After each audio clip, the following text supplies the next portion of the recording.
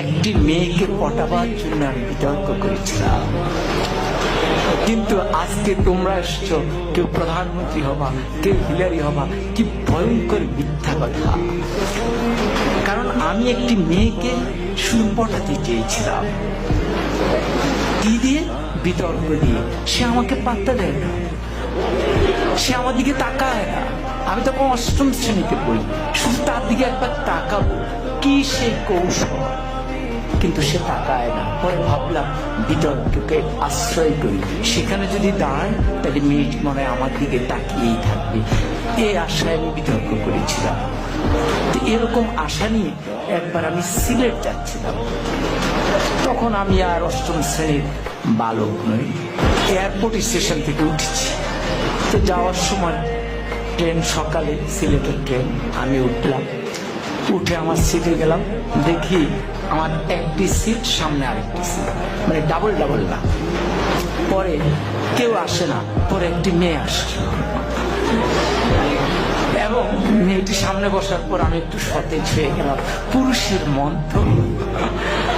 পরে মেয়েটি দেখলাম সাদা গাউন পরা, আমি বুঝলাম সে সিলেট মেডিকেল। তাহলে ভাবলাম যাক, মান সম্পন্নই হয়েছে।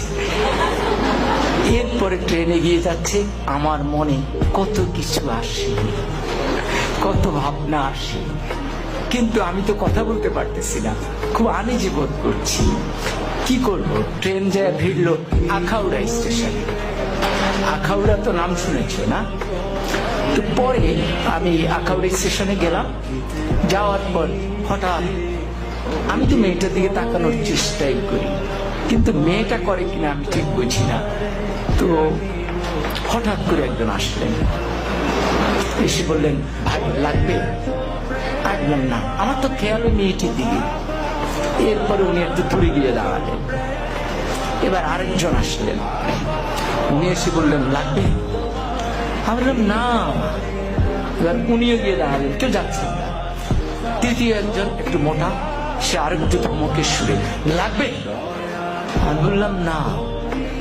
এরপরে চতুর্থ জন আসলেন, উনি এসে বললেন, ভাই লাগবে তো? আমি বললাম না না। এখন এই যতবার লাগবে বলে মেয়েটি ততবার পলকে পলকে আমার দিকে তাকায়। এখন আমি ঠিক বুঝতেছি না কি লাগবে, কি বলে। পরে আমি একটু উত্তেজিত হয়ে চারজনকে ডাকলাম, কি সমস্যা, কি লাগবে? আপনার চারজনই আমাকে ঘিরে দাঁড়িয়েছেন আমার জানালার সামনে। তখন বললো, বলবো তো বলেন। বললো, ভাই আমরা হিরোইন বিক্রি করি, আপনাকে দেখে মনে হয় দারুণ ভাবে আপনি হিরোইন। ফলে যে মেয়েটির কাছে আমি এয়ারপোর্টের সামনে নায়ক হয়ে উঠলাম, আখাউড়ায় হয়ে গেলাম হিরোইনসি, বাকি সময় আমি আর তার দিকে ভুলেও তাকাইনি।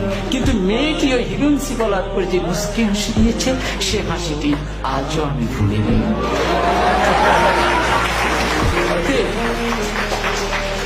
অতএব বিতর্ক ঠিক এই জায়গায় ওই সূক্ষ্ম হাসিটি সুন্দরভাবে মনে রাখবার জন্য আজকে আমরা তোমাদেরকে ডেকেছি।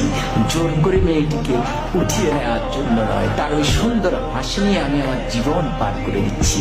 বিতর্ক আমাকে এই জায়গায় শিক্ষাটা দিয়েছে।